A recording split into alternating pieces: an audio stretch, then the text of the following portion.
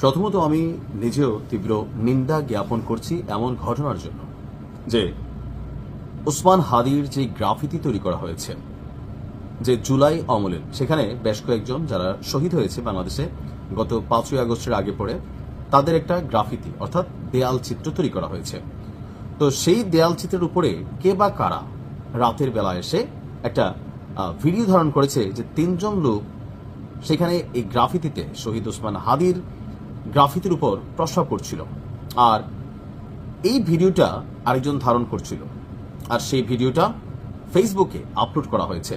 ব্যাকগ্রাউন্ডে মিউজিক ছিল রাজাকার আলবদর কিছুই রবে না রে, উপরে দালাল ভেতরে চোর কিছুই রবে না রে, সব দালালরা ভাইসা যাইব বঙ্গোপসাগরে। এখন এই ঘটনাটি ঘটেছে পাবনার চাটমোহরে ইনকিলাব মঞ্চের মুখপাত্র শহীদ ওসমান হাদির যে গ্রাফিতি আছে সেখানে। আর এতে সন্তোষ, আবার অসন্তোষ, ক্ষোভ এবং আবার প্রশংসা কমেন্ট বক্সকে কাঁপিয়ে দিচ্ছে। আসলে কারা সন্তোষ আর কারা অসন্তোষ তো চোখ বুঝে বলা যায়। বাংলাদেশ আওয়ামী লীগের যারা নেতাকর্মী আছেন তারা সবাই খুশি। কেন খুশি?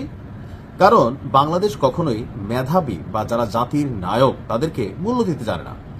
যেমন ধরেন 5ই আগস্টের পরে বঙ্গবন্ধু শেখ মুজিবুর রহমানের গ্রাফিতি, ভাস্কর্য বা বিভিন্ন জায়গায় যাই ছিল বা বিভিন্ন নামকরণ ছিল সেগুলোকে বদলানো হয়েছে, ধানমন্ডি 32 ভাঙা হয়েছে। সেই সময় কেউ সন্তোষ প্রকাশ করেছেন, আবার আওয়ামী লীগ অসন্তোষ প্রকাশ করেছে। শহীদ ওসমান হাদি তিনি জাতির একাংশের কাছে খুবই জনপ্রিয় এবং কি তার জন্য জীবন দিতে প্রস্তুত এমন হাজারো হাজারো লাখো লাখো জনতার দেখা যেমন মিলে, অপরদিকে তার বিপরীতে থাকা বা তাকে অপছন্দ করে এমন অনেক মানুষ মিলে। এখন কেন ঘটনাগুলো হচ্ছে? এর মেইন কারণ হচ্ছে আপনি যখন ক্ষমতায় আছেন, আপনার বিপরীতে যে মানুষগুলো আছে বা যে মতগুলো তৈরি হচ্ছে বা যে কোনো অ্যাক্টিভিটিস হচ্ছে সেগুলোকে আপনি দমন করেন, আপনি নিপীড়ন করেন, আপনি উল্লাসে মেতে ওঠেন। মানে আপনার কাছে ভাল লাগছে, আরেকজনের কি হয়েছে তাতে আপনার কিছু যায় আসে না। এখন এই বিষয়গুলোর যে চর্চা, সেই চর্চার রেজাল্ট হচ্ছে শহীদ ওসমান হাদির গ্রাফিতিতে যেটা হয়েছে। বঙ্গবন্ধুর ভাস্কর্যে বা বঙ্গবন্ধুকে নিয়ে যে অপমানজনক কর্মকাণ্ড করা হয়েছে ওইটা যেমন নিন্দনীয় ছিল, এটাও কিন্তু নিন্দনীয়। কিন্তু আপনি কাকে থামাবেন? এখানে যে বিষয়টা হয়েছে, যে রিলসটা আপলোড হয়েছে, শতভাগ এটা যুবলীগ ছাত্রলীগের ছেলেপেলেরা করছে। আর বঙ্গবন্ধুর এগুলোতে কারা করছে? এনটি আওয়ামী লীগ। কিন্তু বঙ্গবন্ধু একজন জাতীয় নেতা, জাতীয় বীর, বা আপনি যে নামে তাকে অভিহিত করেন। শহীদ ওসমান হাদির ভূমিকা ভিন্ন জায়গায়, তার জায়গাটা ভিন্ন জায়গায়, কিন্তু ঘটনাগুলো ঘটছে। এই সংস্কৃতির পরিবর্তন হতে হবে, কিন্তু এটাকে এত সোজা বলা সোজা, খুবই সিম্পল না বলা সোজা। বাংলাদেশের মানুষের মধ্যে রাজনৈতিক আইডলিজম ধর্মের চেয়ে বড়, পিতৃ পরিচয়ের চেয়ে বড়। ধরেন বাবারে গালি দিলে মানা যায়, কিন্তু নেতারে গালি দিলে এই দেশের মানুষ মানে না।